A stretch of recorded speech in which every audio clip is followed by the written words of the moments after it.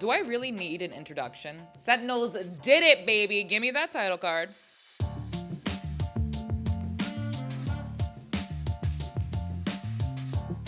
All right, everyone, before we get into the video, a quick reminder, as always, hit the like button, the subscribe button, and to ring that notification bell. After 1,028 days of failure, rebuilding, and strife, Sentinels have finally done it. They have been crowned, once again, your Masters champions.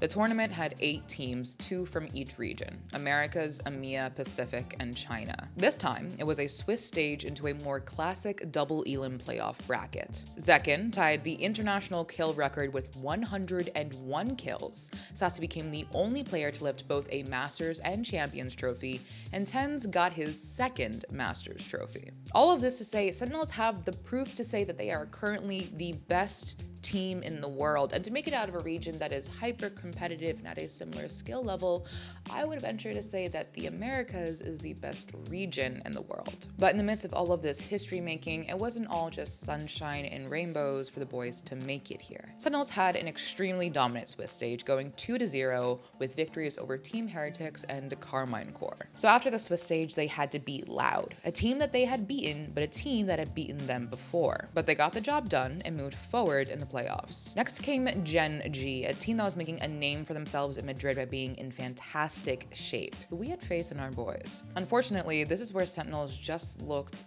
off. Like, really off. But they're both extremely low. The time is running out, and now it's gone. History for Korean Valorant as Gen.G 13-3 Sentinels. It wasn't just a defeat, it was a convincing stomp. Sentinels just looked like they were not able to shoot back. And I think this is where Sentinels fans began to become nervous, because they saw that these men could not only bleed, they could be eviscerated. Split, Sentinels' bread and butter, probably their best map.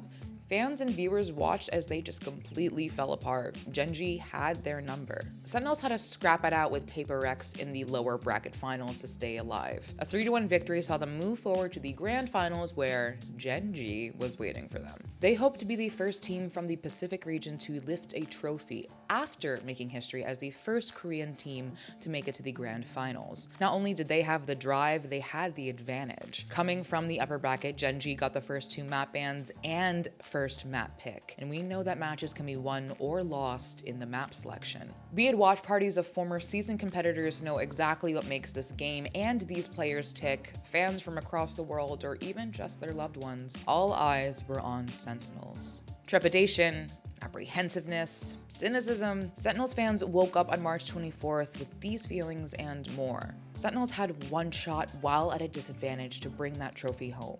In a series that went all 5 maps, all close until the last, Sentinels quite simply put Gen.G down to become your Masters Madrid champions.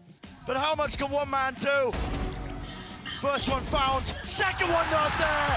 It's over. Sen City, here to play, here to stay, and history has been made. Dare I say that it is cinematic that JonQT got the final kill to secure their win. The man who had described just being happy to make Madrid to be able to see his family in Morocco would be returning home a champion. Sentinels are hardworking history makers. And it's important not to overlook some of the finer details of their success. First of all, Zekken tied the record for the most kills in a tournament with 101. That young man has been so good for so long and proving to everyone that there is a genuine argument for him being the best player in the world right now. If you look at his stats right here, you can see that his first kill, first death counts are extremely high, which means that we know that Zekken is diving in as a duelist and finding success, opening things up for his team.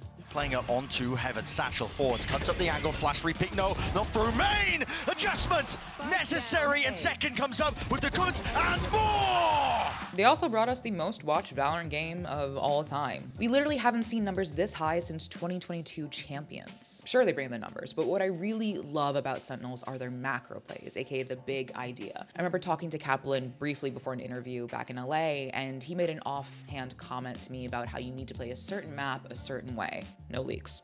That is the quality you need in a coach, and you need a team to understand and believe in that. It's that Sentinels factor, a greater understanding of the game, the map they're on, the meta, and their opponents, and it is met by their micro adjustments. A good macro only works with a great micro, and vice versa. And after all of that brain power, it is only right to do a shot of what I'm absolutely sure is clean, crisp water out of the trophy.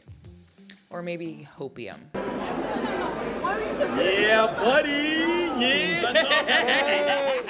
And a reminder that we will never have as much money or success as them, and borderline harassment from the Vibes merchant himself to buy the Sentinels bundle. Above all, Sentinels winning inspired endless pride and joy for everyone back home. Maybe a testament to all of their hard work is that their work is not done.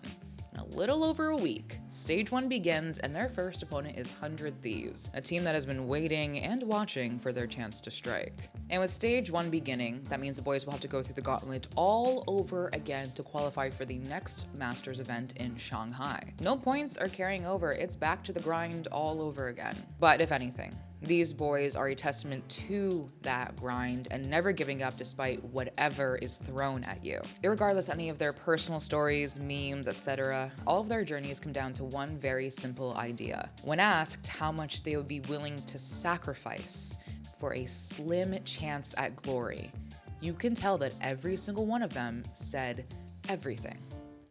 I've tried hopium, it's not that bad. It looks like I'm drinking a chug jug from Fortnite. But it genuinely tastes good, no jitter. No free advertising, no sponsors, but wasn't actually that bad. Would I drink something else? 100%.